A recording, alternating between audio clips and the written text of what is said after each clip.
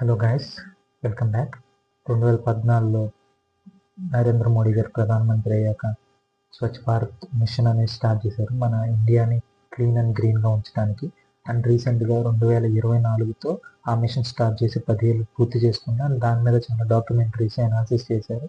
But personally I believe that this program is far more successful than any other thing. ఎందుకంటే మనం 2014తో కనుక compare చేస్తే 2024లో at least ప్రజలకు ఒక అవగాహన వచ్చింది. నిజంగానే ఒకప్పుడు ఓపెన్గా జరిగే థింగ్స్ ఇప్పుడు జరగట్లేదు. అది ఓపెంటిఫికేషన్ అని అవనివ్వండి, లేకపోతే ఇంకేమైనా చట్ట విషయం అవనివ్వండి. బట్ ఇంకా చాలా మార్పు రావాల్సిందే, ఐ నో దట్. బట్ నేను ఈ వీడియో చేయడం కారణం ఏంటంటే, రీసెంట్గా నేను ఒక వీడియో చూశాను.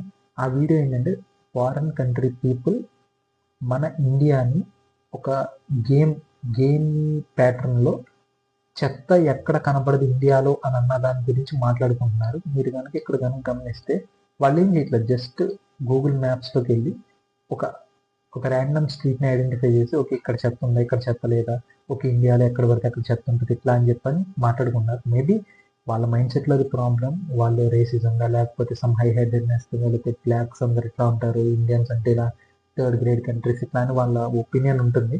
బట్ అవన్నీ పక్కన పెడితే యాజ్ అన్ ఇండియన్స్ మనం జెన్యున్గా చెప్పచ్చు, మన స్వచ్ఛ భారత్ మిషన్ మనం ఏదైతే ఉందో అది జెన్యున్గా మనం అచీవ్ చేసాం, మనం ఇప్పుడు ఇండియాని క్లీన్ అండ్ గ్రీన్గా పెట్టుకున్నాం అని చెప్పగలం. అండ్ లేదు అని అంటే మనం మన దేశాన్ని ఇంకా క్లీన్గా చేసుకోవడానికి ఇంకా ఏం చేయాలి, మనం ప్రతిదీ గవర్నమెంట్ మీద పడేయటం కాదు, మనం యాజ్ ఎ సిటిజన్స్ ఏం చేయొచ్చు, లేకపోతే ఇంకా ఏ వేలో చేస్తే ఇంకా బెటర్ రిజల్ట్స్ వస్తాయని చెప్పని let me know in the comment sections.